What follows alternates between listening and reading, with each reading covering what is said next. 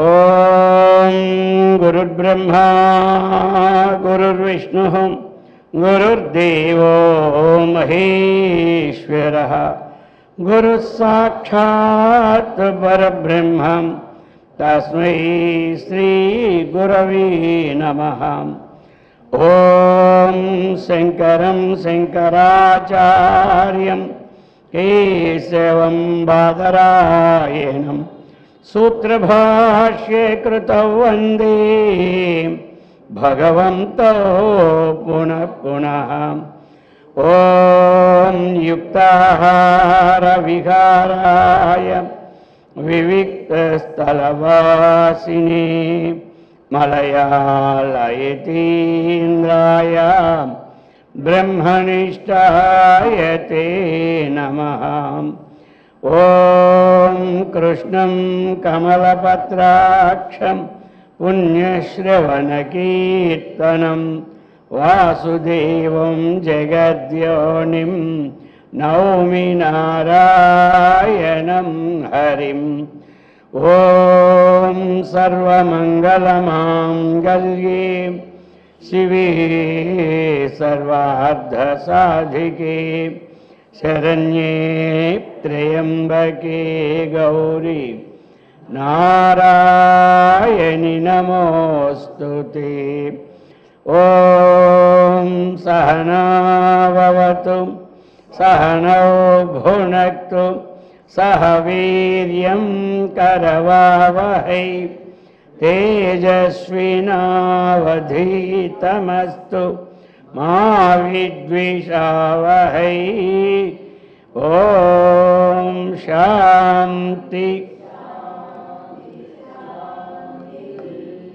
హరి ఓం తత్సత్.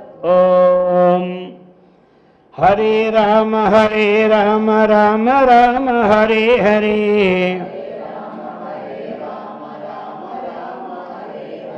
హరే కృష్ణ కృష్ణ కృష్ణ హరే హరే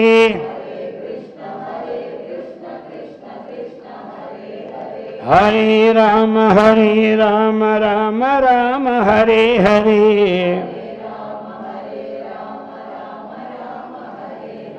హరే కృష్ణ కృష్ణ కృష్ణ హరే హరే.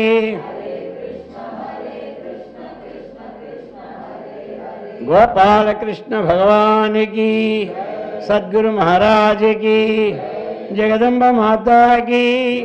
హర నమ పార్వతీపతే హర హర మహాదేవ్. పవిత్రాత్మ స్వరూపులకు ప్రియాత్మ బంధువులారా, శ్రీమద్ శంకరాచార్య విరచితం ప్రబోధ సుధాకరం మొట్టమొదట ప్రకరణం నడుస్తుంది. ఇది దేహనింద ప్రకరణం. ఇందులో 16వ శ్లోకం.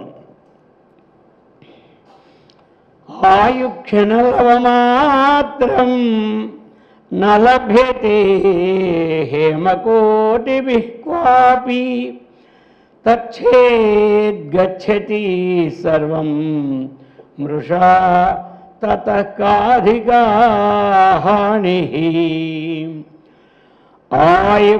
ఆయుక్షణలవమాత్రం న లభ్యతే హేమకోటిభిః క్వాపి తచ్ఛేత్ గచ్చతి సర్వం మృషా తతః కా అధికా హానిః. ఆయువు యొక్క విశేషాన్ని, ఆయువు యొక్క గొప్పతనాన్ని, దాని మహిమను తెలుపుతున్నారన్నమాట ఇప్పుడు. కాబట్టి ఆయు క్షణ లవమాత్రం.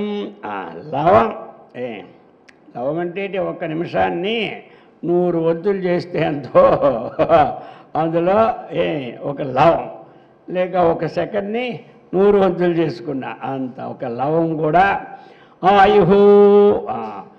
ఈ ఆయువు ఏంటంటే గడిచిపోయిన కాలాన్ని ఏదైతే ఉందో ఒక క్షణముగా అర్థమైపోయినా, క్షణం లేదు, క్షణంలో లవం అర్థమైంది కదా. లవం అంటే ఇంకా తక్కువైన మాట.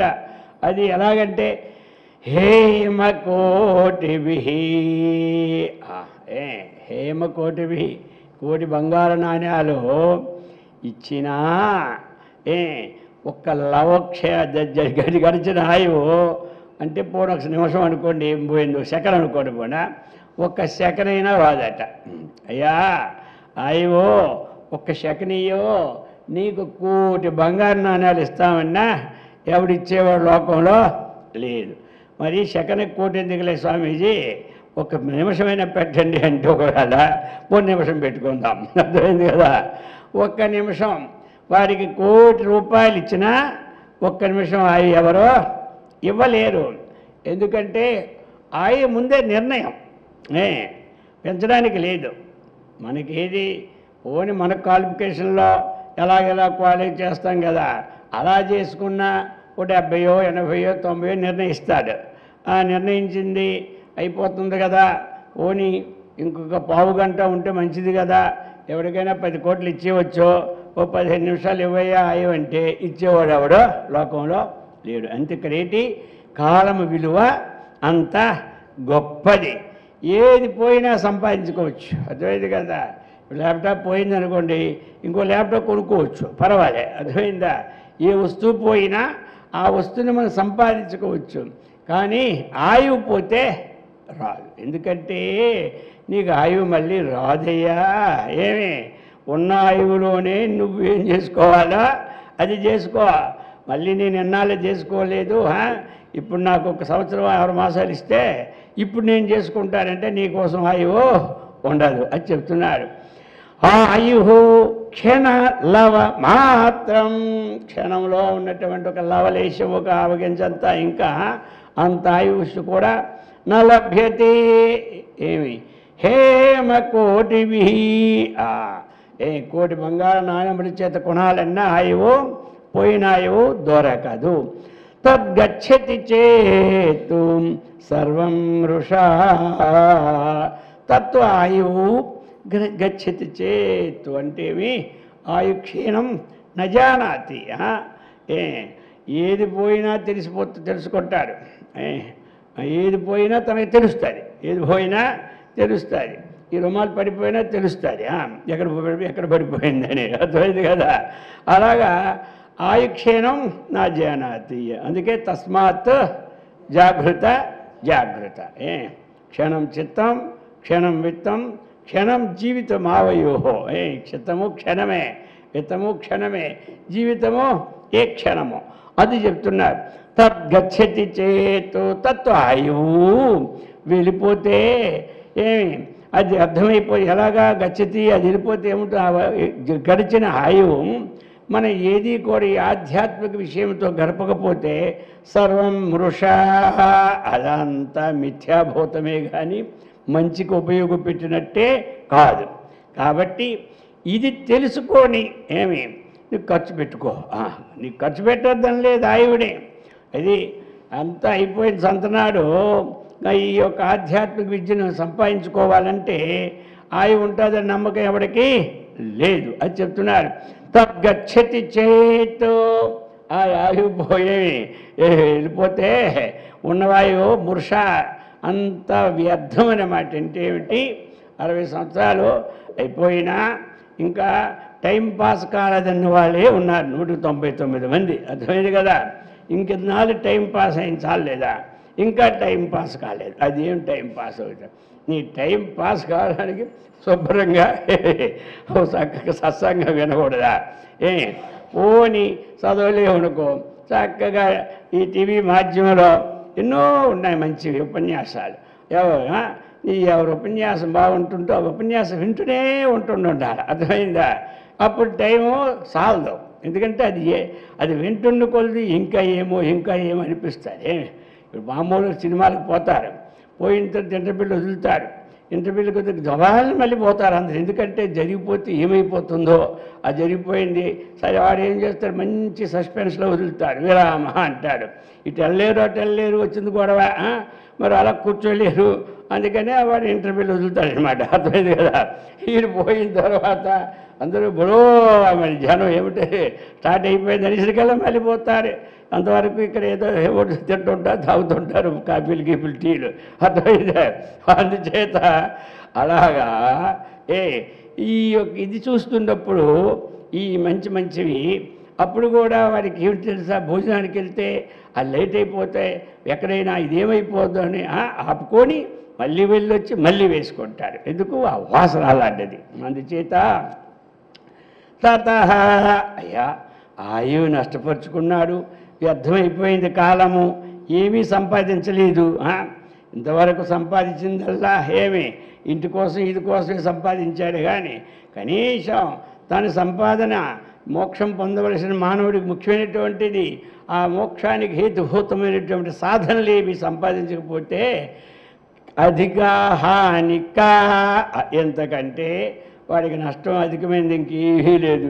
10,000 కోట్లు పోయినా పర్లేదు కానీ హాని కాదు. కానీ ఈ వ్యర్థమైన జీవితం గడపడమే హాని అంటున్నాడు. కాలో గచ్చతి అన్నాడు. కాలం మన కోసం ఉంటుందా? అది ఉండదు. అందుచేత ఏం చేయాలి? ఏమి ఇప్పుడు ఇది ఎలాంటిది? ఈ ఆయువుకి అమూల్యం లేదు. అర్థమైంది కదా? ఏదైనా మూల్యం ఇచ్చి కొనుక్కోవచ్చు. కాబట్టి వాళ్ళు కూడా అంటారు ఓటేసేటప్పుడు, మీ అమూల్యమైన ఓటును మాకు వెయ్యండి అని. చూడండి ఎంత పదం వాడారో. అసలు మీ ఓటుకి 8,000 కోట్లు ఇస్తే సరిపోతుందండి, చాలదు అందుచేత మీ గొప్పదైన ఓటును మాకు వేయండి అంటే అమూల్య పదం ఎంత గొప్పది. అందుకే ఏమి అమూల్యము, దానికి వెల కట్టలేము, వెల లేదు. అలాగని ఈ ఆయువు ఎలాంటిది? అమూల్యం. ఏ మూల్యం ఇచ్చి కొనుక్కోవడానికి లే, అది అమూల్యం. అందుచేత ఈ అమూల్యమైన ఆయువుని చక్కగా మనం వినియోగించుకోమని, ఉన్నప్పుడు ఇల్లు చక్కబెట్టుకోవాలని చెప్పినట్టుగా ఆయువు ఉన్నంతనే చేసుకోమన్నారు. ఈ విధంగా చెప్పి 16వ శ్లోకంలో ఇప్పుడు 17 చెప్తున్నారు. నరదేహాతిక్రమణాత్ ప్రాప్తో పశ్వాది దేహానాం స్వతానోరప్యజ్ఞానే పరమార్థస్యాత్ర కా వార్తా.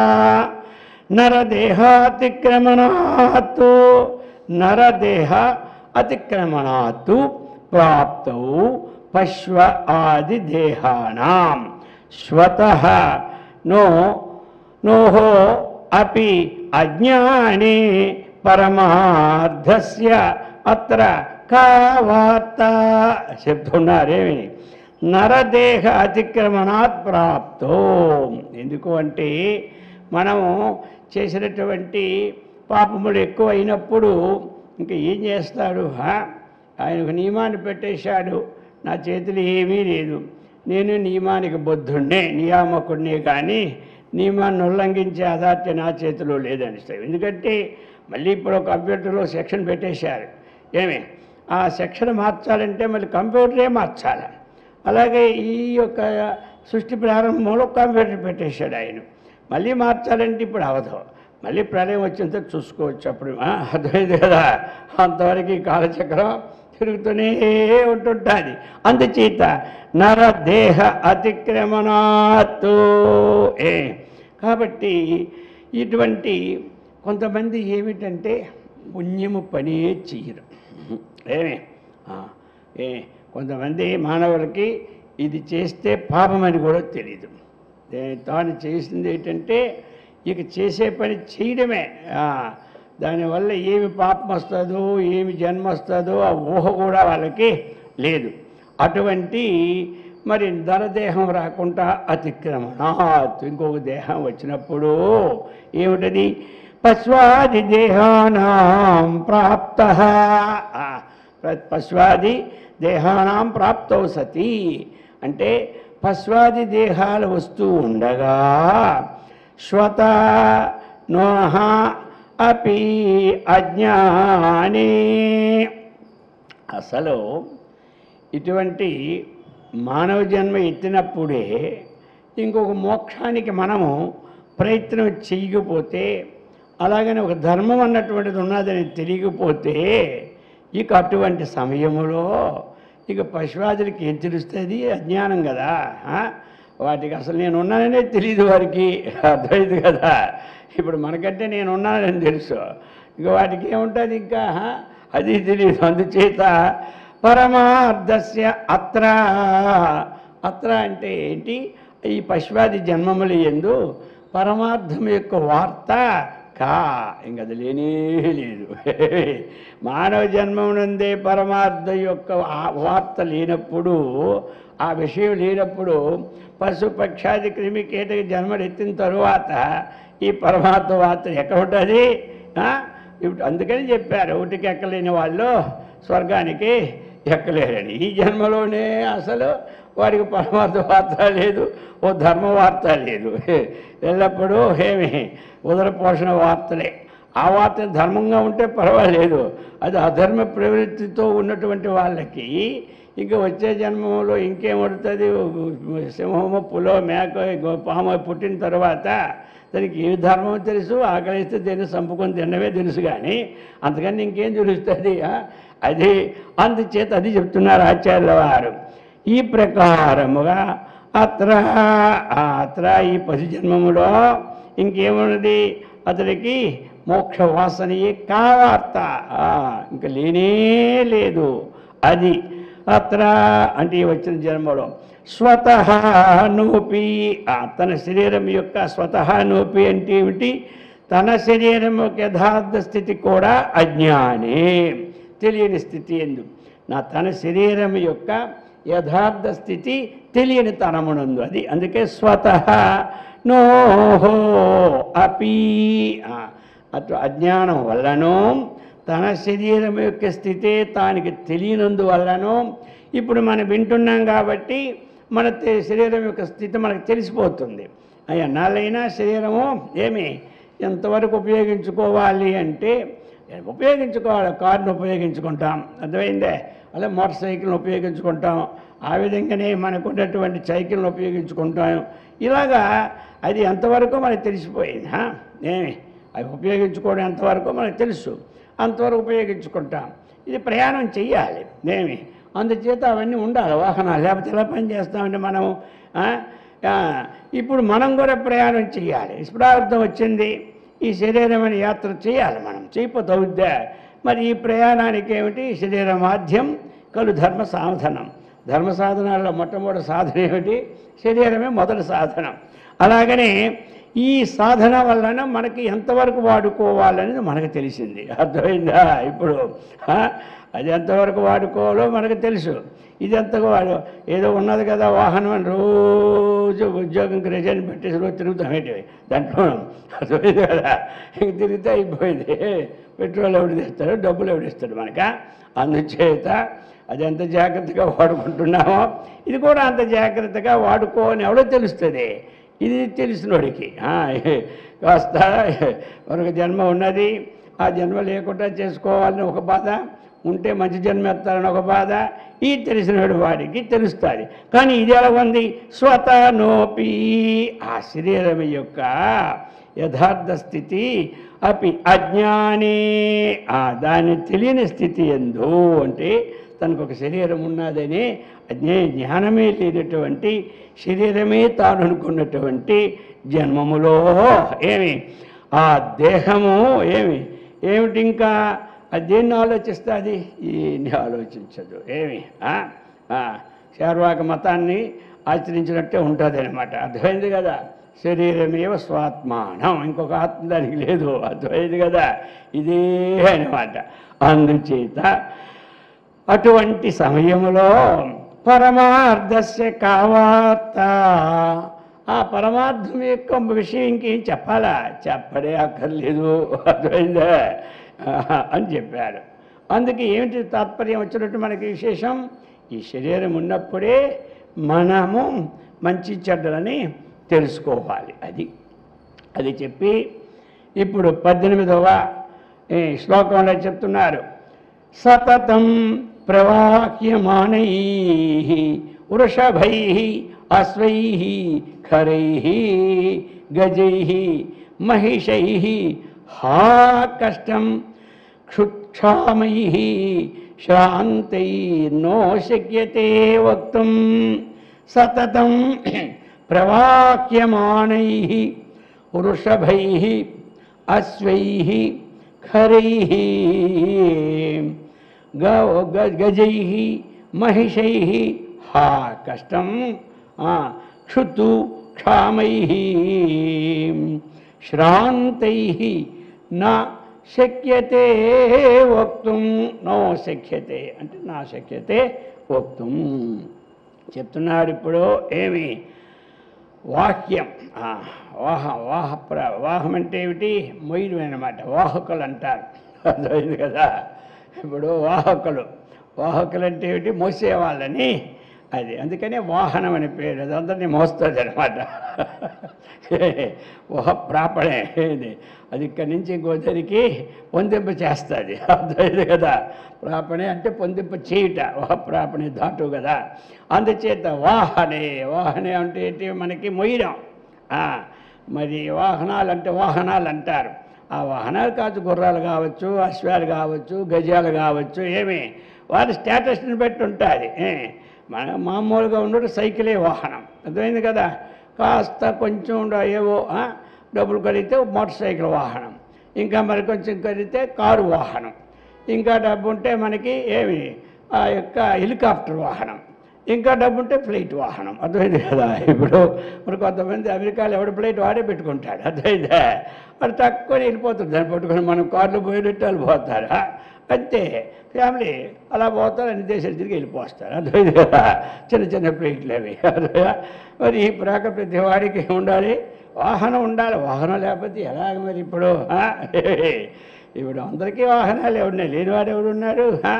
ఈశ్వరుడికి వాహనం ఎలుక, కుమారస్ వాహనం నెమలి, అర్థమైంది కదా. అలాగనే గణేశ్వరుడికి వాహనం ఎలుక. మరి ఈశ్వరుడికి వాహనం ఏం చెప్పండి?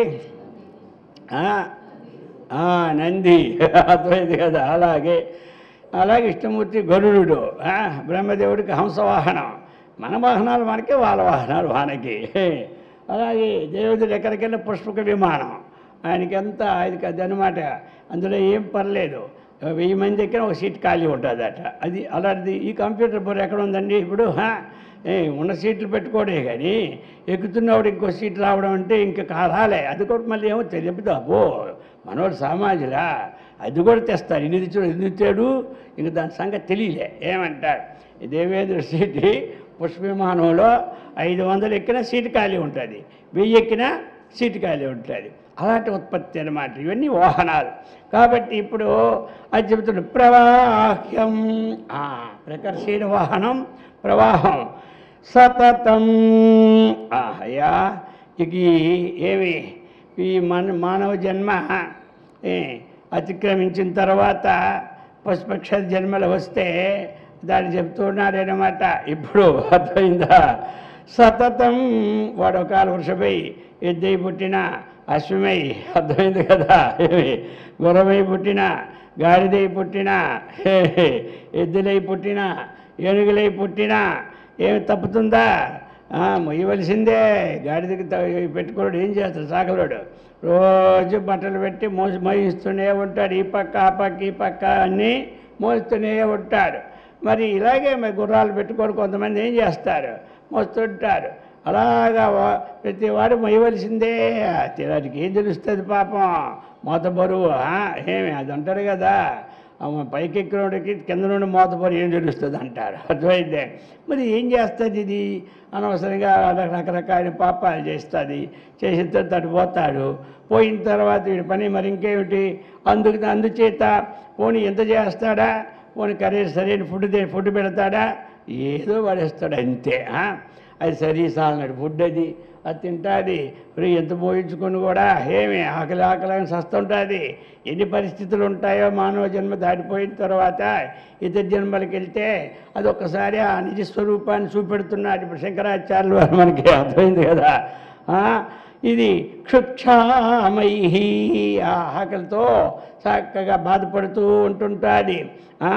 ఆ విధముగా కష్టపడి ఇప్పుడు కష్టం, అది ఎంత ఆశ్చర్య కష్టం ఎవడో తెలుస్తుంది? ఇదంతన్నా మోసేవాడే తెలుస్తుంది కానీ ఉన్నవాడే తెలుస్తుందా? అది చెప్తున్నాడు. శ్రాంతై. ఎలాంటిది అంటే బాగా అలసిపోతుంటాయన్నమాట. ఎద్దులు కడుతుంటాడు ఆ పొలంలో, 2 ఎద్దులు వెళ్ళలేదా వెంటనే ఒకటి కొడతాడనమాట. ఆ దెబ్బకి ఇది పరిగెడుతుంది, అల్లది వెనక్కుంటుంది. పోను వాడికే కొట్టాడు, నాకు కొట్టేది హాయిగాడు కొట్టాలి అని నింపాది నచ్చి దీనికి కూడా పడుతుంది. అప్పుడు 2 పరిగెడుతుంటాయి. అందుచేత ఈ దీంతో ఏమైపోతాయి, శ్రాంతై గొప్పగా అలిసిపోతుంటాయి. కాబట్టి ఇలా ఈ బరువుల్ని మోయడం, ఆకలి చేత కృషించిపోవడము, అలాగే ఆయాసం చేత అలసిపోవడము, అర్థమైంది కదా. ఈ పరిస్థితులన్నీ కూడా కష్టమా బాధని వక్తుం అది చెప్పడం కానీ నశక్యతే. అంటే అయ్యో పాపం అంటాం కదా మనం, తెలుగులో అయ్యో పాపం, సంస్కృతిలో హా అన్నమాట. హా కటకట కటకట అన్నమాట. అందుచేత మనం ఏదైనా చూడగానే ఏమనుకోండి, అయ్యో పాపం ఎంత పాపం చేశాడో ఈ కర్మ వచ్చిందని చెప్పడం, ఇంకేమీ లేదు వాడికి. అర్థమైంది కదా, అయ్యో పాపం అంటే అర్థం ఏమిటి, ఇది ఎంతో పాపం చేశాడు కాబట్టి ఈ బాధ అనిపిస్తున్నాడు అంటారు. పోనీ అయ్యో పుణ్యం అంటాడు ఎవడైనా, అప్పుడే అండో వచ్చింది కూడా. వాడు ఏదో పడిపడి గబక్కని అయ్యో పాపం అంటాడు, అంతేగాని అయ్యో పుణ్యం వస్తుంది ఎవరికైనా రానే రాదు. అది అయ్యో పుణ్యం అంటే ఎందుకంటే పుణ్యం ఎందుకు, పుణ్యం అయితే పడకూడదు కదా, పాపం అనమాట అది. పాపకాలం వచ్చినప్పుడు పడుతూ ఉంటాం, పుణ్యకాలం వచ్చినప్పుడు లేస్తూ ఉంటుంటాం, ఇదనమాట. అందుచేత సతతం ప్రవాహ్యమానై, ఎల్లప్పుడూ ఈ మోసుకుంటూ ఏమి ఉన్నటువంటివి, ఆకలితో బాధపడుతూ, శ్రాంతై ఆయాసంతో ఉంటూ, అర్థమైంది కదా, ఈ బాధలన్నీ అనుభవిస్తూ ఉంటుంటాయి. కాబట్టి అది ఎంత దయనీయమైన స్థితియో బుద్ధిమంతులు చక్కగా గ్రహించి ఏమి ఆ స్థితి రాకుండా చూసుకోండి అయ్యా అంటున్నారు ఎవరు, ఆచార్యులు వారు. ఈ దేహ సంబంధ విషయాలన్నీ చెప్పి ఇంకా చెప్తున్నారు 19వ శ్లోకం ఇప్పుడు. ఇక ఇంతవరకు చెప్పి ఇంకొకసారి ఈ దేహం యొక్క ఈ ఉత్కృష్టమా నికృష్టమా అని నికృష్ట స్థితిని వర్ణిస్తూ ఉన్నారు. రుధిరాస్తి ధాతు మజ్జా మేదో మాంసాది సంహతిర్దేహ సా బహిస్త్వచా పినద్ధ తస్మాన్నో భక్ష్యతే కాకై. రుధిరం అస్థి ధాతు మజ్జ మేద మాంస ఆది సంహతిర్దేహ న బహిః త్వచా పినద్ధ పినద్ధ పినద్ధ పినద్ధస్మాత్తు అస్మాత్తు నా భక్ష్యతే కాకై. అది చెప్తున్నారు ఇప్పుడు, అర్థమైంది కదా. అయ్యా ఈ శరీరము ఉన్నదంటే అందరికీ శరీరం సంగతి తెలుసు, విచారం చేసినోడికి తెలుస్తుంది శరీర సంగతి. లేకపోతే ఎక్కడేముందని చెప్తాడు కానీ శరీరంలో ఏముందో చెప్పలేడు, అర్థమైంది కదా. ఇప్పుడు మొత్తం బయట ఏముందో చెబుతాడు చాలామంది, శరీరంలో ఏముందంటే ఏమో ఏమో అంటాడు, అదనమాట. అందుకే శరీరంలో ఏమున్నది ఇప్పుడు చెప్తున్నారు అన్నమాట. ఆ విధంగా రుధిరం శరీరంలో ఏముంటుంది, రక్తం అన్నమాట. అది కాబట్టి అస్థి ఎముకలు ఉండాలి. ఎక్కడైనా ఇక్కడ పిల్లర్స్ ఉంటే కదా ఈ పని చేయగలుగుతున్నాం, లేకపోతే ఎక్కడేస్తాం స్లాబ్, అది వేసినా ఎక్కువ ఉండదు. గోడలైనా ఉండాలి, ఏదైనా ఉండాలి. మరి శరీరం కూడా మంచి పిల్లర్స్ అన్నమాట. ఏమిటి ఎముకలన్నీ అవి ఉండబట్టే మనం ఈ పిల్లర్స్ మీద ఒక్కొక్కడు 100 కేజీలు. ఇప్పుడు రైల్వే స్టేషన్కి వెళ్ళాం, మరి ఎలాగా అర్థమైంది కదా. వాడు 3 బయట పెట్టుకుంటాడు, ఈ పక్క సంఖ్యలో ఒకటి పెట్టుకుంటాడు, ఈ పక్క సంఖ్యలో ఒకటి పెట్టుకుంటాడు, అర్థమైంది కదా. మరి ఎంత గట్టి లేకపోతే నిలుస్తుందండి ఎముకలు. దాన్ని మరి అదే పని తెల్లారి సాయంకాలం వరకు ఇంకో పనే పాడా, మృత్యుం అదే కదా అది. మరి ఇప్పుడు చూసారా ఏమి, అది అభ్యాసం, నా అభ్యాసం చేత మనం ఒక 10 కేజీలు పట్టుకొని చేయి లాగి మారేస్తుంది, అర్థమైంది కదా. అక్కడే పడేస్తున్నాం మనం. మరి ఈ పిల్లర్లు అంటే చెప్తాడు ఎంత గట్టివో ఆ పిల్లర్స్. అది మళ్ళీ 1 రోజు 2 రోజులా అదే మరి ఎలా చేస్తూ 50 సంవత్సరాలు 60 సంవత్సరాలు 70 సంవత్సరాల దాకా మోస్తూనే ఎంత ఉన్నా పిల్లలు ఎప్పుడో అంత తొందరగా ఎరగదు, అర్థమైంది కదా. ఎక్కడ దబ్బలు పడి ఏదో కొడితే అప్పుడు తిరుగుతుంది, కానీ ఇలా మోసి తిరుగుతుందా. సరే కొంతకాలం విసిరికేటి అరిగిపోతాయి, అర్థమైంది కదా. అది అన్నమాట. చచ్చినంత వరకు ఉంటాయి కానీ అరుగుతాయి అన్నమాట, అంతే, అర్థమైందా. అందుచేత ఇది మంచి స్ట్రాంగ్గా ఉందంటే ఇదేనమాట హస్తి. అలాగనే ఇక ధాతు బలమట, ఆ ధాతుని ఒక వస అంటారు లోపట, అటువంటి ధాతు మంచి గట్టినిస్తుంది అనమాట అది. ఇంకా ఏమిటి మధ్య ఎలాంటిదంటే ఒక నూనె లాంటిది అనమాట. ఎప్పుడు ఎముకల్లో మధ్య అంటారు కదా, అది అరిగిపోతే కష్ట ప్రసారం ఉండదు అది. ఆ విధంగా రుధిరం మధ్య మాం మేధస్సు అంటే మెదడు అనమాట. దాంట్లో సూక్ష్మాంశం అంతా మెదడుగా తయారవుతుంది అనమాట, స్థూలాంశం అంతా ఇవిగా ఉంటాయి. అందుకే మెదడు మంచి మెమరీ పవర్ కదా, అది అనమాట. అటువంటిది మాంసాది సంహతి దేహ. అయ్యా ఈ మాంసాది ఆదిపదం చేతి అన్నిటితో కూడినటువంటి దేహం అది. దేహం ఇది అన్నమాట. మరి దేహం అంటే ఏమిటిది? మనకి శీర్యతే ఇది శరీరం, దహ్యతే ఇది దేహ. ఏమి ఇది దహించిపోతుంది ఒక రోజుకి, అందుకే దీనికి దేహం అని పేరు. ఏమి దహ్యతే ఇది దేహ. శీర్యతే, ఈ శరీరానికి ఎప్పుడు ఏదో ఒకటి వస్తూ ఉంటుంది కాబట్టి శరీరం, ఈ దేహం. మరి ఇటువంటి దేహం ఈ ధాతువుల చేత మనకేమైంది? చక్కగా నిలిచి ఉంది, స్ట్రాంగ్గా ఉందన్నమాట. ఇక ఇది సహా ఆ శరీరం ఏంటి తెలుసా? బహిః త్వచ పినద్ధ. అందుచేత అది ఏమైపోయింది? చక్కగా బయటిని ఇది చర్మము ద్వారాగా కప్పబడి ఉన్నది. ఇది చర్మము ద్వారా కప్పబడి ఉంది. అందుచేత అస్మాత్ నా భక్ష్యతే. ఇది ఏమిటి అంటే ఆ కారణం చేత కాకేహి. ఈ శరీరం మీద ఈ చర్మం ఉండబట్టి కాకులు మనం తినడం లేదు. ఇదే శరీరం ఊడిపోయింది అనుకోండి, మొత్తం ఒక లేదా కారణం చేత మనం వద్దన్నా వచ్చి పీక్కుని తినేస్తాయట. ఏమిటి? ఈ శరీరాన్ని. ఆ కాకులన్నీ కూడా అందుచేత బతుకుంటుండగా కాకులు ఎందుకు తినడం లేదంటే దీని మీద ఈ తోలు కప్పబడి ఉంది. ఈ తోలల్లో ఎక్కిపోయింది అనుకో, దానికి కనబడిపోద్ది ఈ లోపటే ఉందో. ఏమంటో అలాగా మనం పడుకొని లేవకుండా ఉన్నామనుకో 6 రోజులు, అది వచ్చి చూస్తుంది.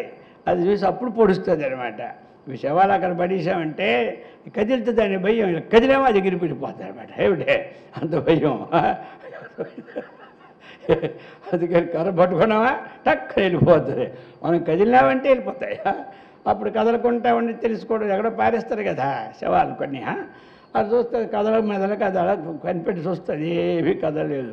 ఇలాగెలా చూస్తుంది, టెస్ట్ చేస్తుంది, కదలలేదు. అప్పుడు పరుచుకొని తినేద్దాం. కానీ ఇప్పుడు మరి ఎందుకు తినడం లేదంటే అయ్యా ఏమిటంటే ఈ చర్మం బెట్టబెట్టి మనం బతికున్నాం కాబట్టి, లేకపోతే కాకులు పుడుచుకొని పీక్కొని తినేస్తాయి అని చెబుతున్నాడు అనమాట. అలాంటిది ఈ శరీరము అన్నటువంటి విషయాన్ని ఇక్కడ బహిః త్వచ పినద్ధ అస్మాత్ పినద్ధ అస్మాత్ నా భక్ష్యతే కాకైః. అది అందుచేత అందుకు తినడం లేదని చెప్తున్నారు ఎవరు ఆచార్యుల వారు. ఏమి కాకులు లేకపోతే ఎప్పుడూ తినేసిన మన శరీరాలు అది. కాబట్టి అందుచేత ఇంకేమిటి హెచ్చరిక ఏం చేస్తున్నట్టు ధ్వని, మళ్ళీ ఈ జన్మ రాకుండా పావనం చేసుకోవడం చాలా గొప్ప పని అని కలగడానికి చెప్తూ ఉన్నారు. అది చెప్పి ఇప్పుడు 20వ శ్లోకంలో చెప్పబోతున్నారు. నాసాగ్రాద్వదనాద్వా కఫం పాలం పాయతో విసృజన్ స్వయమేవైతి జుగుప్సామంతః ప్రసృతంచ నో వేత్తి. ఇక్కడ నాసాగ్రాత్ వదనాత్ వా కఫం మలం పాయుతః విసృజన్ స్వయం ఏవ ఇతి జుగుప్సాం జుగుప్సాం అంతః ప్రశ్రుతం చ నహ వేత్తి. అది చెప్తున్నారు ఇప్పుడు. అయ్యా ఇప్పుడు ఏమిటి అంటే మనకున్నాయి, ఏదో ఒకటి రెండు ఇచ్చారు కాబట్టి మనకు నవద్వారాలు ఉన్నాయి. మరి ఈ నవద్వారాల నుంచి ఎప్పుడూ ఏమై స్రవిస్తూనే ఉంటుంటాయి. అర్థమైంది కదా? శ్రవణం అంటే జారడం, శ్రవణం అంటే వినడం, శ్రవణం అంటే జారడం. అర్థమైంది కదా? అందుచేత దేన్ని అని 4 ఇచ్చారు. ఎక్కడి నుంచి జారుతాయి, ఎక్కడి నుంచి అది చెప్పకూడదా అంటారు. తెలిస్తే అందుకని చెప్తున్నారు అన్నమాట. నాసాగ్రాతో ఇక ముక్కుల నుంచి శివుడు జారుతూ ఉంటే జలుబు చేసిందా, ఇంకొకటి ఏమి ప్రవాహం, వర్షం పెడితే రోడ్లు ఎలా ప్రవహిస్తాయో ఇంకొకటే ప్రవాహం అనమాట ఈ నాసాగ్రాత్. ఇక వదనాత్ ఎక్కడో కూర్చొని లేవలే పరిస్థితులు ఉన్నాం కానీ ఆ బయట ఉంటే 1-2 సార్లు ఏదైనా దొరికిందనుకో ఊసే స్థలం, ఇప్పుడే ఊసుకొని పోతే పోయిందిరా బాబు, తర్వాత రాకుండా ఉంటుందని ఊసుకొని పోతూ ఉంటుంటే ఎప్పుడు దీని నుంచి వస్తూనే ఉంటాయి ఏదో ఒకటి నోటి నుంచి. ఏమిటి? వదనాద్వా కఫం, కఫం అనేది వస్తూనే ఉంటుంటుంది. మలం పాయితో విసృజన్, ఇక మలము మూత్రాలు వస్తూనే ఉంటుంటాయి. కాబట్టి ఇవన్నీ ఏమిటంటే ఒక్కొక్కసారి ఈ బయటకు వచ్చినవి చూసుకొని అసహ్యపడిపోతాడు. వాటికి కట్టేసిదాడు గబక్కన అప్పుడు ఇస్త్రీ బట్ట కట్టుకున్నాడు. దానికి ఎక్కడ పడతానికి ఏం తెలుసు, దాని బ్యాలెన్స్గా మనం చీదుకోవాలి కానీ. అర్థమైంది కదా? అది టక్క ఇక్కడ పడిపోయా, ఇక పడిపోయి చి పడిపోయిందా, ఇప్పుడు తీయడానికి కావదు, ఈయడానికి కావదు. ఎందుకు ఈ గోవాలని కొంతమంది ఏం చేస్తారు, ఇంటికాడి ఇంక దూరం వెళ్ళకపోతే వచ్చి బట్ట అక్కడ వారేసి, అర్థమైందా, ఇంకో బట్ట వేసుకుంటాడు. అర్థమైంది కదా? ఈ పరిస్థితులు జరుగుతూ ఉంటుంటాయి అన్నమాట. అందుచేత అది చెప్తున్నారు. స్వయమేవ ఇది జుగుప్సాం, తనకు తానే యావగించుకుంటుంటారు. వాటికి వచ్చి చీవుడు మామిటాటికి ఆ పోతూనే ఉంటుంటాడు. ఆ మలం పోతాడు, ఇది పోతుంటాడు, అది పోయి బయటకు వచ్చి చూసి యావగించుకుంటాడు. కానీ అంతః ప్రసృతంచ నోవేత్తి చెప్తున్నాడు. లోపట ఉన్నాయి కదా, దానిని యావగించుకోడు వచ్చింది గొడవ. లోపల ఇంకా బోల్డ్ ఉంది, ఇది అంతా ఎక్కడి నుంచి వస్తుందని తెలుసుకోవాలి కదా. ఆ వచ్చిన బయటను చూసే దాని ఎందుకు జుగుప్స యావగింపు ఉంది కానీ. అర్థమైంది కదా? లోపల ఇంకా నిధి ఉంది, అదే నా లోపల ఆ నిధిని చూసి ఆవగించుకోవడంలే, అది ఆవగించుకుంటే కదా వైరాగ్యం. అర్థమైందా? దాన్ని ఆవగించుకోవడం అది చెప్తాడు శంకరాచార్య. ఇవరి అంత విశేష విధి. ఇప్పుడు ఆయన యుద్ధం చేస్తున్నాడు, రావణాసురుడు చేస్తున్నాడు యుద్ధం చక్కగా. ఇక రాముడు కొడుతూ ఉన్నాడు. ఆఖరికి ఫైనల్ అస్త్రం చేస్తున్నాడు రాముడు. చేస్తున్నాడు, టాక్కుని ఏం చేశాడు, ఈ పేక ఎగిరిపోతుంది. ఎగిరిపోయింది కదా అని అలా చూసేసరికి టక్కున వచ్చి అతుక్కుడిపోతుంది. ఇలా ఇంచుమించు 10-15 సార్లు కొట్టాడు. ఆయనకేం పోయింది, పేక వెంటనే అతుక్కుడిపోతుంది. నవ్వుతున్నాడు ఆయన, ఈయన అలిసిపోతున్నాడు. ఎవరు? ఇక అలిసిపోతుంటే అసలు సంగతి పాపం ఆయనకి తెలియదు కదా. ఈ లోపల భాండాగారు అమృత భాండం ఆయనకి వరంతో వచ్చిందనమాట.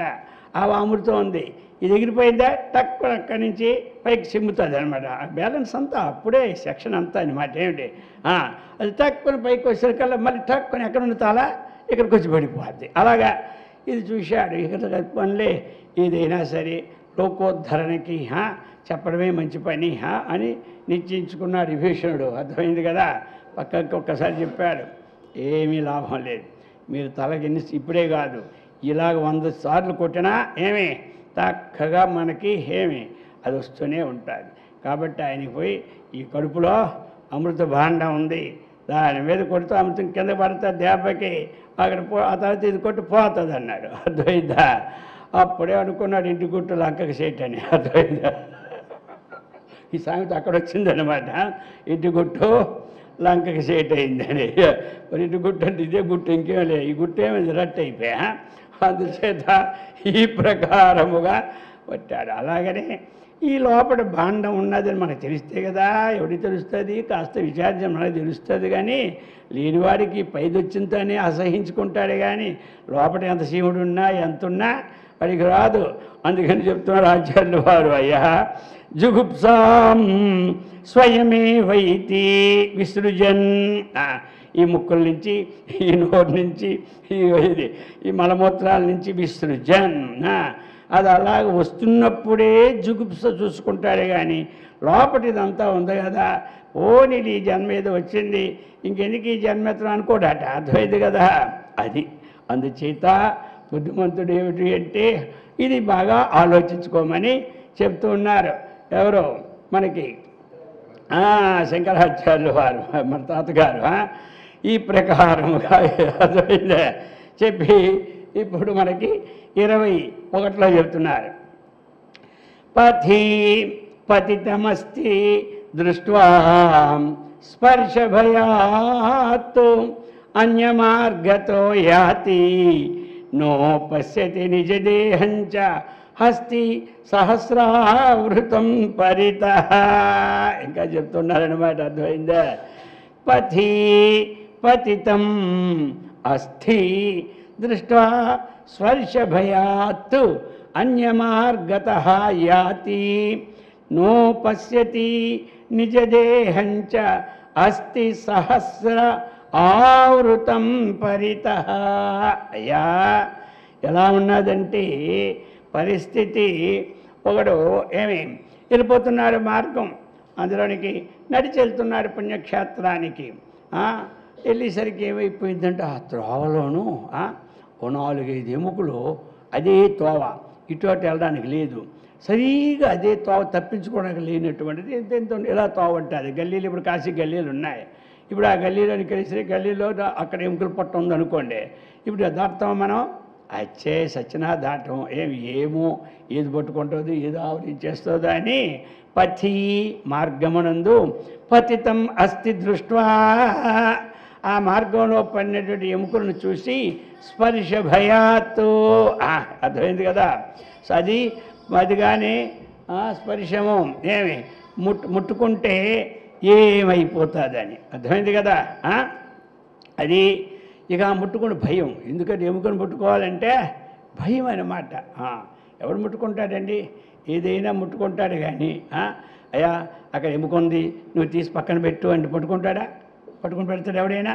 ఒక ముళ్ళు ఉందంటే పెడతాడు, ఓ పేడ ఉందంటే పెడతాడు, ఆఖరికి మన మలం ఉందన్న పెడతాడు.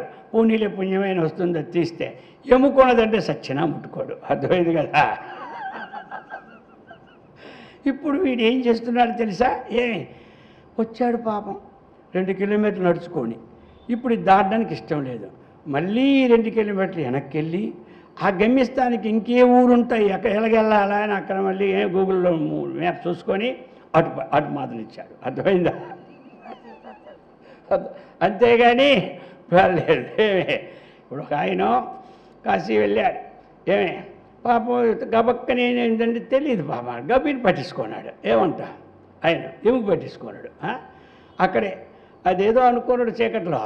సంజయ్ వెళ్ళాడు కదా 5:30 కనబడలే, అదేదో అడ్డంది పక్కన పట్టుకుందాం అనేసి ఎముక అది పట్టించుకున్నాడు. ఇక ఇప్పుడు ఆ ఎముక పట్టుకున్నాడు కదా అని పట్టుకుని వదలలే.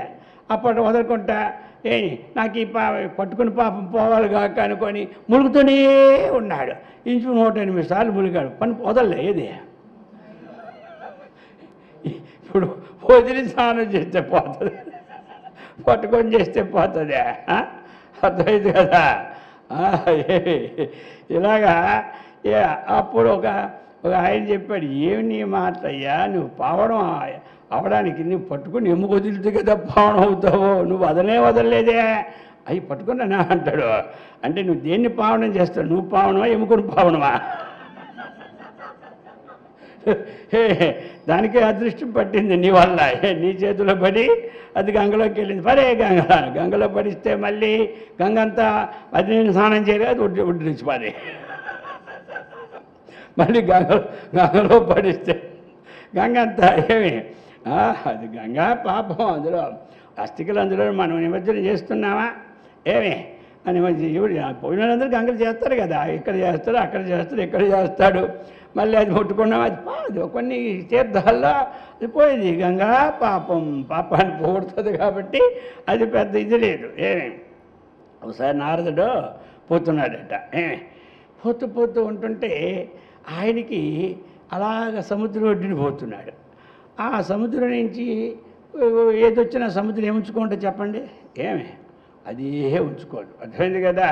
అది అందుకే సముద్రం ఎప్పుడూ కూడా ఏది స్టాక్ పెట్టుకోకూడదు, అది సముద్రం ఎప్పుడూ కూడా విశాలంగా ఉంటుంది, అర్థమైందా. విశాల హృదయం ఆ సముద్రాన్ని అందుకు అప్పుడప్పుడు చూస్తుండాలి మనం వెళ్ళి, అర్థమైందా. సముద్రం అప్పుడప్పుడు చూస్తుంటే ఏమవుతుంది, ఆ విశాలంగా ఎక్కడ ఏమీ ఉండదు, ఎంత విశాలం. పోనీ ఏదో వీళ్ళు వెళ్ళారు, వెళ్ళి సముద్రుడా నేను రాక వచ్చినాను కాబట్టి ఈ అరటిపండు నీకు సమర్పిస్తున్నాను తక్కువనేస్తారు, అర్థమైంది కదా. ఆ అరటిపండు ఉంచుకుంటుంది అది, ఈ అరటిపండు నాకెందుకు, ఈ పరిగ్రహంతోనే నాకు ఈ జన్మ ఇలా పావనం అవదు, అందుకని అరటిపండు ఎంత ఎక్కువ అది ఏది ఉంచుకూడదు, అర్థమైంది కదా. పోనీ ఎవడు కొబ్బరికాయ వేసి ఉంచుకుంటుందా, ఉంచుకోదు, అర్థమైందా. ఏది ఉంచుకోవడం ప్రశ్న లేదు, ఏది వేసిన స్వీట్ వేసి తింటుందా, పోనీ లోపల చేపలని తింటానే వదిలేస్తుంది, అర్థమైంది కదా. ఈ ప్రకారముగా అంత విశాలం. ఈయన ఏం చేశాడు, ఒకరోజు ఏదో మంచి పుణ్యదినం పడింది, అలాగే వెళ్ళాడు, సముద్రానికి వెళ్ళాడు పాపం నారదుడు. వెళ్ళి స్నానం చేసుకున్నాడు, స్నానం చేసుకుని తుమ్మురు పట్టుకున్నాడు, పవిత్రంగా వస్తూ ఉన్నాడు. ఇస్తూ ఉంటుంటే నారదుడికి అన్ని పరీక్ష ఎక్కువన్నమాట, ఎక్కడ కూడా ఆయన ప్రతి వస్తువు. అయితే ఆ సముద్రం ఒడ్డుని ఒక ఎంత ఎముక పడింది, ఎముక వద్దే కొట్టుకొచ్చేస్తాయి కదా, ఎక్కడో వచ్చేసి పడిపోయి. ఈయనకి ఏంటంటే అది కాస్త అది దివ్య మనకన్నా దృష్టి ఎక్కువ కదా వాళ్ళకి, వాళ్ళ దృష్టిలో సూక్ష్మమైన విషయాలు కూడా తెలుసుకుంటారు. ఆ ఎముక మీద రాసి ఉందన్నమాట, ఇది చనిపోయిన తర్వాత కూడా కించిత్ భోగం వర్తతే అని రాస్తుంది సంస్కృతంలో. అరే ఈ ఎముక చనిపోయిన తర్వాత ఎముక మీద కించిత్ భోగం వర్తతే అన్నాడే, ఇది నాకు దొరికింది ఇప్పుడు బ్రహ్మదేవుడు వాడిని తాట తీస్తా ఏంటి చచ్చిన ఎముక్కోట కించిత్ భోగం వర్తతే. బ్రహ్మదేవుడుకు ఇప్పుడు నేను వెళ్ళానంటే ఆయన సంగతి తేలిపోద్ది నాకు. కాబట్టి బతికున్నోడికి ఏదో రాస్తే ఉంది, సచిన ఎముక మీద పడిగా నీరు రాసి పెట్టాడు ఈ దుంపదేగా. అందుచేత వెంటనే నేరుగా బ్రహ్మలోకం పోయినాడు ఎముక పట్టుకొని. అయ్యా బ్రహ్మదేవ వయస్సు అయిపోయింది ఏమంటాం, కాబట్టి మీకు మరి ఏం చేస్తాం, ఇప్పుడు కూడా మానవలోకంలో కూడా వయసు అయిపోయాడు మతిపోతూనే ఉంటుంది, అర్థమైంది, యాదపరంగా ఉంటుంటారు. కాబట్టి ఏమిటి ఎలాంటి పని చేశావు, కాబట్టి ఉన్నప్పుడు ఏదో భోగం అనిపించాడంటే బాగుంటుంది, కానీ సచిన ఎముక మీద కూడా కించిత్ భోగం వర్తతే కహా భోగం దీనికా, ఇది తినాలా పాడా ఏముంది చెప్పు, దీని మీద రాశావు, ఇది మరి తెలిసి రాశావా, యాదపాలకం రాశావా, లేకపోతే ఎలా, దీనికి ఏముంది అన్నాడు. నారదా గాబరా పడతావేమిటయ్యా, సముద్రంలో స్నానం చేయడమే పుణ్యం అందరికీ, దీనికి సముద్ర దశ పట్టింది. తర్వాత పవిత్రమైన వైకుంఠం రోజు వెళ్ళి వస్తున్నావా, నీ చేతిలో పడ్డమే పరమ పవిత్రం, నీ చేతి నుండి నా బ్రహ్మలోకి రావడమే దీనికి భోగం అన్నాడు. అర్థమైందా.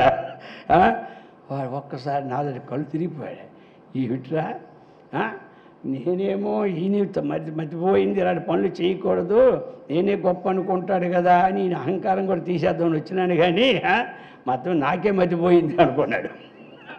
అర్థం చేత అందుకే బ్రహ్మ వ్రాసిన వ్రాతర ఆయన మన వాళ్ళు వాత తెరగదు, మన ఎంత విభూతి ఇలా పెట్టుకున్నా ఏదో సెలపడానికి ప్రయత్నం, విభూతి రాసుకోవడం అంతే, ఇంకేమీ లేదు, అర్థమైందా. ఇప్పుడు కాదు ఈ జన్మ కదా ఇంకో జన్మ కదా సరిగిపోతుంటుంది, అందుచేత ఎవరో ఇలా రాసుకుంటారు కొంతమంది పట్టి భావిస్తారు, ఎందుకంటే ఆయన రాతలన్నీ గీతలన్నీ సరి పారేయాలట ఈ భస్మం చేత, అందుచేత ఈ ప్రకారముగా అప్పుడు నారదుడు అనుకున్నాడు, ఓహో చాలా అయితే నాదే పొరపాట్లండి, కాబట్టి ఎవడికి ఎప్పుడు ఏది భోగమో ఏదో. అలాగనే ఆ ఎముకని ఇప్పుడు అందరి పట్టుకోవడం చూడరు. నారదుడు కాబట్టి, పవిత్రుడు కాబట్టి ఆయన రీసెర్చ్ చేయాలనుకున్నాడు కాబట్టి పట్టుకున్నాడు. అర్థమైంది కదా, దాంట్లో కూడా రీసెర్చ్ చేశాడు. అది ఇక్కడ ఏంటంటే విశేషం, పతితమస్తి దృష్ట్వా స్పర్శ భయాత్ అన్యమార్గతో యాతి. ఎవరైనా మనమేనా అంతే కదా, అడ్డగోకి ఎముక పడింది అనుకోండి, అది దాటితే మళ్ళీ ఏ దయ్యాలు కొంపలు వచ్చి పడిపోతాయో, భూతాలు పట్టుకుంటాయో ఏటో ఏవి, ఆ ఎముకను చూస్తే అంత భయం. అందుచేత సరే ఇప్పుడు ఏం చెప్తున్నాడు, నో పశ్యతి నిజ దేహంచ హస్తి సహస్రావృతం పరితః. అయ్యా దేహంలో చుట్టూ అన్ని వైపులో సహస్రమైన వేల కొలది ఎముకలుంటే, అది వేల కొలది ఉంటే అది నా పశ్యతి, తోవలో ఎముక కోసము చుట్టూ తిరిగిపోతున్నాడు. తన శరీరంలో కొన్ని వేల ఎముకలు ఉన్నాయి, ఇప్పుడే చుట్టూ తిరిగిపోతున్నాడు. అందుకని చేత ఇది ముందు దారి, ఈ ఎముకల్లో వదిలేసి ఆ ఎముకను పట్టుకొని చుట్టూ తిరుగుతూ ఉన్నారు. అది పట్టుకుంటే మైలైపోతుందని, అది పట్టుకుంటే ఏదో భూత ప్రేతాలు పట్టుకుంటాయని, మరి నీ లోపల ఎముకలు ఉన్నాయా లేవా, ఆ ఆలోచన ఎందుకు చేయడం లేదు అని అంటున్నారు. నిజ దేహంచ అస్తి సహస్రావృతం పరితః. కాబట్టి ఈ నిజదేహం అంటే తన సొంత శరీరంలో ఇన్ని వేల పొట్ల ఎముకలుంటే అది నువ్వు చూస్తున్నావే, మరి దానివల్ల మైలు వస్తుంది, ఎందుకు కొనుక్కోవడం లేదు? నీ దేహంలో ఉన్న ఎముకల వల్ల మైలు, ఎముకంటే ఎక్కడైనా మైలే కదా, నీకు అది మైలు ఇది మైలు కాకపోవడం ఏంటి? అర్థమైంది కదా. అందుచేత నువ్వు దాని ఎందు ఎంత వైరాగ్యం ఉండి ఇంకో తోవలో పోయినావో, అలాగనే ఈ ఎముకలతో కూడినట్టు ఇలాగా పోతే ఈ తోవలోనే పోతావు కదా. ఇప్పుడు ఈ ఎముకలతో నీవు దాటడానికి ఈ ఎముకలు రాకుండా ఉండే తోవను ఒకటి పెట్టుకో. అర్థమైంది కదా, నువ్వు ఆ తోవను ఎత్తుకో, ఈ తోవలో వెళ్ళిపోయి ఏమంటావా, ఇది దాటితే ప్రమాదం వస్తుంది అనుకుంటున్నావు, కానీ ఇలా కొన్ని వేల ఎముకలు లోపల ఉంచుకుంటావు. ఈ ఎముకలు రాని తోవ ఒకటి ఎన్నుకోమంటున్నారు ఆచార్యుల వారు. దీన్ని లోపల చూడడం లేదు. లోపటి నుంచి వచ్చినటువంటి స్రవాదుని చూస్తున్నా, అసేగపడుతున్నా, కానీ లోపల ఉండే ఇంత ఉంది కదా, దీన్ని చూసి నువ్వు ఆలోచించడం లేదు. బయట ఎముకలను చూసి ఏమి అంత భయం పుట్టుతుంది నీకు, లోపల ఎముకలు ఇన్ని ఉన్నాయి కదా, నీకెందుకు భయం పుట్టడం లేదు? అందుచేత మరి అందుకని నీవు కూడా అక్కడ ఎలాగ ఇంకో త్రోవను ఆశ్రయించినావో, ఇక్కడ కూడా ఈ ఎముకలు పుట్టరాని త్రోవ ఒకటి ఆలోచించవయ్యా అని చెబుతూ ఉన్నారు శంకరాచార్యుల వారు. అందుచేత ఇటువంటి ఈ దేహం అంటే ఈ విధంగా కొంత వింటూ ఉంటుంటే, ఈ దేహాభిమానం ఎక్కడైనా లోపల సస్తే దాన్ని దీని దహనం చేయడం అనమాట. జ్ఞానాగ్ని ద్వారా దానికి దహనం ఇంకా సచ్చినాక ఎవడో దానం చేస్తాడు, కానీ ఉన్నప్పుడు అభిమానాన్ని మనమే దహనం చేసుకోవాలి, ఎవడు చేయలేడు. అర్థమైంది కదా. ఈ అభిమానాన్ని ఎవడు దహనం చేస్తాడు చెప్పండి? ఎవడు చేయలేడు. దేహాన్ని దహనం చేస్తారు చచ్చినాక. అర్థమైందా? దేహంలో ఉండే అభిమానాన్ని ఎవడు దహనం చేయలేడు. అందుకనే దేహాభిమాన పాసీన చిరంబద్ధోసి పుత్రక, హే పుత్రక, నీవు చాలా కాలం నుంచి బంధింపబడి ఉన్న దేనికోసం? దేహాభిమాన, దేహము నేనే అభిమానము ద్వారా కానీ బద్ధ, కట్టబడి ఉన్నావు నీవు. అర్థమైంది కదా. నీకెవడు కట్టలేదు. ఏమి నీకు ఇంట్లో వాళ్ళ వల్ల వీళ్ళ వల్లేనండి నాకు మోక్షం లేదంటారు కొంతమంది. ఆడేవుడు నీకు కట్టాడు, నీకు నువ్వే కొట్టుకుంటున్నావు. నీకెవడు జైల్లో పెట్టడం లేదు, నీ సెంట జైలు నువ్వే చూసుకుంటున్నావు. అర్థమైంది కదా. ఏదైనా తప్పు చేస్తే లోకంలో జైలు పెడతారు, నీకు నువ్వే జైలు. ఏమి నీకు దేహాభిమానం అన్నటువంటి ఇంతవరకున్నో నీకు ఈ జైల్లో వస్తూనే ఉంటుంటుంది. ఆ జైలు అయినా కొన్ని సంవత్సరాలు విడిపోతుంది. ఈ జైలు ఒకసారి సంవత్సరం ఉండాలా, లేకపోతే 100 సంవత్సరాలు ఉండాలి ఈ జైలు. అర్థమైంది కదా. అందుచే చెప్పాడు, దేహాభిమాన పాసేన చిరం బద్ధోసి పుత్రక. అందుకు ఈ దేహం అభిమానం పోవాలంటే దేహంలో ఏమున్నాయో దేహాన్ని చూసి దేహం నుంచి బయటకు వచ్చినటువంటివి దానిని చూసి మనం అసహ్యం పడుతున్నాం కదా. మరి ఆ లోపల భాండం ఉన్నంత వరకు వస్తూనే ఉంటుంటాయి. నీకు దీని ఎందు వైరాగ్యం వచ్చింది కానీ లోపల కూడా వైరాగ్యం తెచ్చుకోమంటున్నాడు. అతని లోపల చూసి ఈ దేహం వచ్చిన దాన్ని వదిలిపోకూడదు కదా. పాస్ అయిపోయింది కాబట్టి ఇది అనుభవించి వద్దని లేదు. ఇప్పుడు తెలుసుకోదగిన మార్గాన్ని తెలుసుకో. అది దేహాభిమాన పాసేన చిరం బద్ధోసి పుత్రక బోధోహం జ్ఞాన ఖడ్గేన.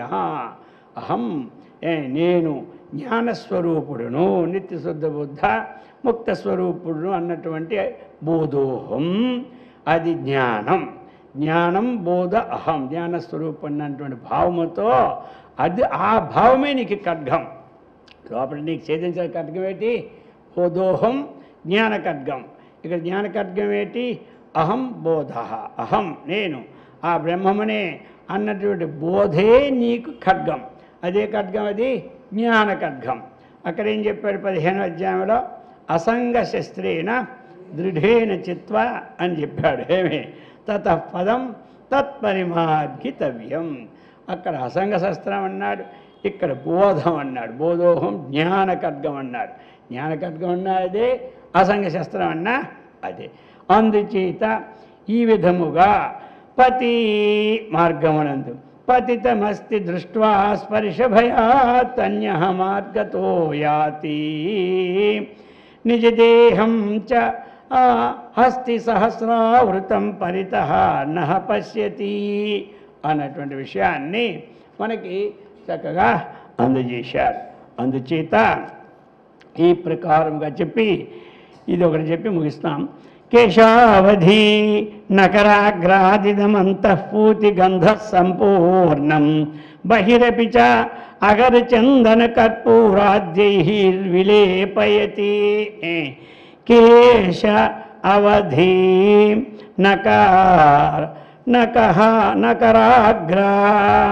నకరాగ్రాత్ అనమాట. ఇదం అంతః పూతి గంధ సంపూర్ణం బహిరపి చా అగరు చందన కర్పూరాద్యై విలేపయతి. ఇక్కడ చెప్తున్నారు కేశావధి ప్లస్ నకరాగ్రత్ అంటే ఏమిటి? నఖశిఖ పర్యంతం. అది దానికి షార్ట్ కట్లో ఏం చెప్పుకోవాలి?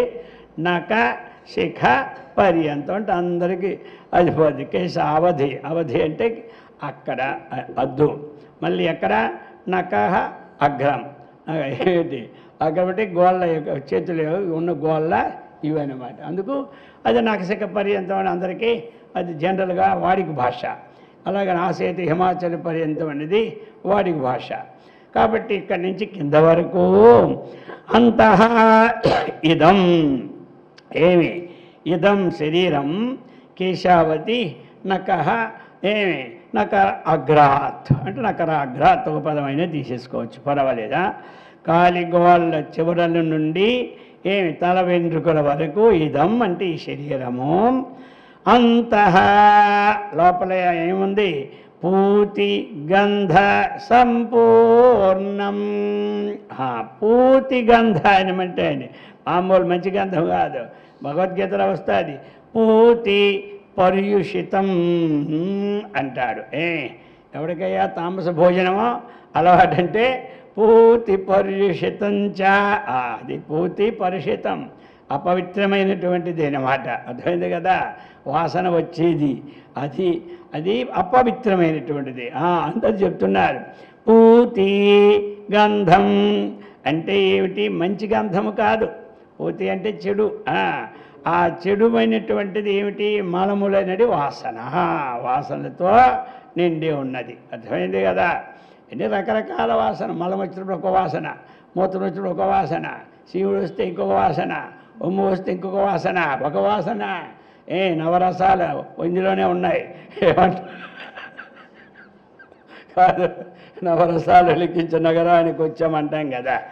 ఇప్పుడు మనం ఏమంటాం?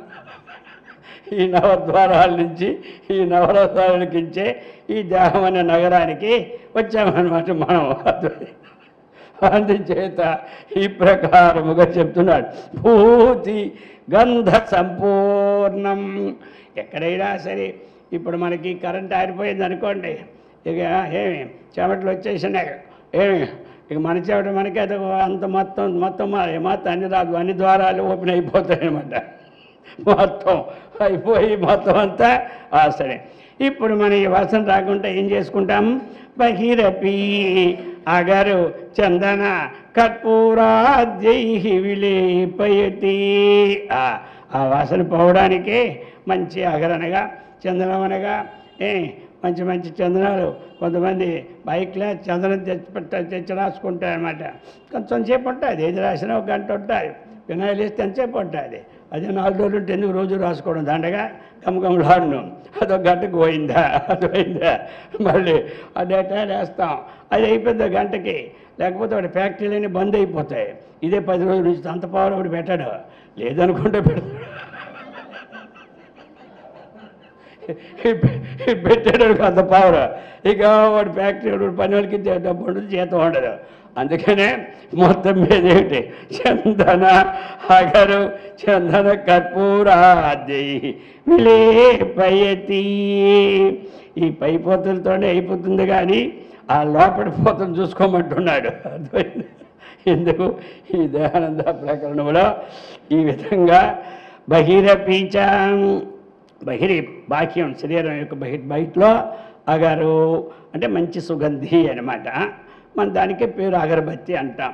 అగరు ఏంటంటే మంచి సుగంధిగా వస్తుంది కాబట్టి దానికి అగరబత్తి.